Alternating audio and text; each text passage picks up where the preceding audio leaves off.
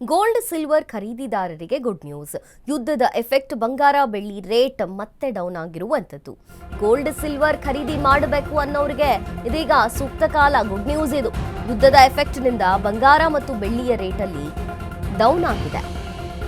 ದಾಖಲೆ ಏರಿಕೆಯನ್ನ ಕಂಡಿತ್ತು ಚಿನ್ನ ಮತ್ತು ಬೆಳ್ಳಿಯ ದರ. ಆದ್ರೆ ಈಗ ಇಳಿಕೆಯ ಕಾಣಿಸ್ತಿದೆ. 10 ಗ್ರಾಂ ಚಿನ್ನದ ದರ 1,61,000 ರೂಪಾಯಿಗಳು. ಗೋಲ್ಡ್ ಮಾತ್ರವಲ್ಲದೆ ಸಿಲ್ವರ್ ಬೆಲೆಯಲ್ಲೂ ಕೂಡ ಭಾರಿ ಇಳಿಕೆಯಾಗಿದೆ. ಕೆಜಿ ಬೆಳ್ಳಿ ರೇಟ್ನಲ್ಲಿ 2,58,000 ರೂಪಾಯಿ ಇರುವಂತದ್ದು.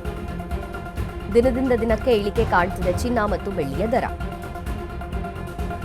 ಡಾಲರ್ ಮೇಲೆ ಹೂಡಿಕೆ ಹಿನ್ನೆಲೆ ಗೋಲ್ಡ್ ಮತ್ತು ಸಿಲ್ವರ್ ಅಲ್ಲಿ ಇಳಿಕೆಯಾಗಿದೆ. ಮುಂದಿನ ದಿನಗಳಲ್ಲಿ ಬಂಗಾರದ ದರ ಮತ್ತಷ್ಟು ಡೌನ್ ಆಗುತ್ತೆ ಅಂತ ಹೇಳಲಾಗ್ತಿದೆ. ಗ್ರಾಹಕರಿಗೆ ಗುಡ್ ನ್ಯೂಸ್ ಇದು. ಹೂಡಿಕೆದಾರರು ಟೆನ್ಷನ್ ಅಲ್ಲಿದ್ದಾರೆ. ಗೋಲ್ಡ್ ಸಿಲ್ವರ್ ದರದಲ್ಲಿ ಇಳಿಕೆ ಕಂಡು ಬರ್ತಿದೆ. ಖರೀದಿದಾರರು ಸ್ವಲ್ಪ ನಿಟ್ಟುಸಿರು ಬಿಡ್ತಿದ್ದಾರೆ.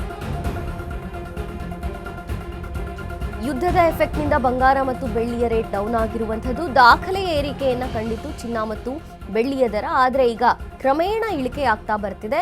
10 ಗ್ರಾಂ ಚಿನ್ನ 1,61,000 ರೂಪಾಯಿ ಇದೆ. ಗೋಲ್ಡ್ ಮಾತ್ರವಲ್ಲದೆ ಸಿಲ್ವರ್ ಬೆಲೆಯಲ್ಲೂ ಕೂಡ ಭಾರಿ ಇಳಿಕೆ ಕಂಡು ಬಂದಿರುವಂತದ್ದು. ಕೆಜಿ ಬೆಳ್ಳಿ ರೇಟ್ 2,58,000 ರೂಪಾಯಿ ಇದೆ. ದಿನದಿಂದ ದಿನಕ್ಕೆ ಇಳಿಕೆಯಾಗ್ತಾ ಇದೆ ಚಿನ್ನ ಮತ್ತು ಬೆಳ್ಳಿಯ ದರ. ಡಾಲರ್ ಮೇಲೆ ಹೂಡಿಕೆ ಆಗ್ತಿರುವಂತಹ ಕಾರಣ ಗೋಲ್ಡ್ ಸಿಲ್ವರ್ ರೇಟ್ನಲ್ಲಿ ಇಳಿಕೆಯಾಗ್ತಿದೆ.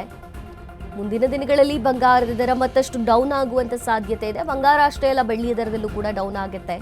ಸದ್ಯಕ್ಕೆ ಗ್ರಾಹಕ ಸ್ವಲ್ಪ ಟೆನ್ಷನ್ ಫ್ರೀ ಆದ್ರೆ ಹೂಡಿಕೆದಾರರು ಮಾತ್ರ ಇನ್ನೂ ಟೆನ್ಷನ್ ಅಲ್ಲೇ ಇದ್ದಾರೆ. ಯಾಕೆಂದ್ರೆ ಬಂಗಾರ ಮತ್ತು ಬೆಳ್ಳಿಯ ಮೇಲೆ ಇನ್ವೆಸ್ಟ್ ಮಾಡೋದು ಬೆಸ್ಟ್ ಅಂತ ಸಾಕಷ್ಟು ಜನ ಅಭಿಪ್ರಾಯ ಪಟ್ಟರು ತಜ್ಞರು. ಆ ಕಾರಣದಿಂದ ಬೆಳ್ಳಿಯ ಮೇಲೆ ಇನ್ವೆಸ್ಟ್ ಮಾಡಲಾಯಿತು. ಸಾಕಷ್ಟು ಜನ ಇನ್ವೆಸ್ಟ್ ಮಾಡಿದ್ರು.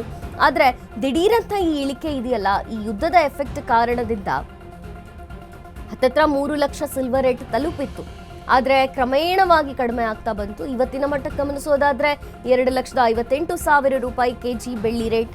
ಹಾಗಾಗಿ ಈ ಇಳಿಕೆ ಮುಂದುವರಿಬಹುದು ಅನ್ನುವಂಥ ಸಾಧ್ಯತೆ ಇದೆ. ಬಂಗಾರದಲ್ಲೂ ಈ ಇಳಿಕೆ ಮುಂದುವರಿಯುತ್ತೆ, ಹಾಗೆಯೇ ಬೆಳ್ಳಿಯಲ್ಲೂ ಕೂಡ ಇಳಿಕೆ ಮುಂದುವರಿಯುತ್ತೆ ಅನ್ನುವಂಥ ಕಾರಣ ಇದೆ.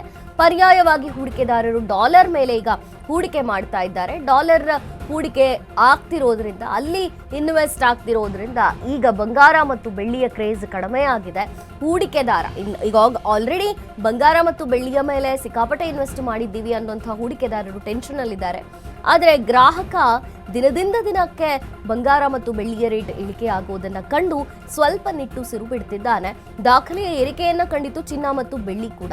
ಏಕೆಂದ್ರೆ ಬೆಳ್ಳಿಯಲ್ಲೂ ಆಲ್ಮೋಸ್ಟ್ 3 ಲಕ್ಷವನ್ನ ತಲುಪಿತ್ತು. ದಾಖಲೆ ಏರಿಕೆ ಕಂಡಿತ್ತು. ಆದ್ರೆ ಈಗ ಕ್ರಮೇಣವಾಗಿ ಇಳಿಕೆ ಆಗ್ತಾ ಬರ್ತಾ ಇದೆ.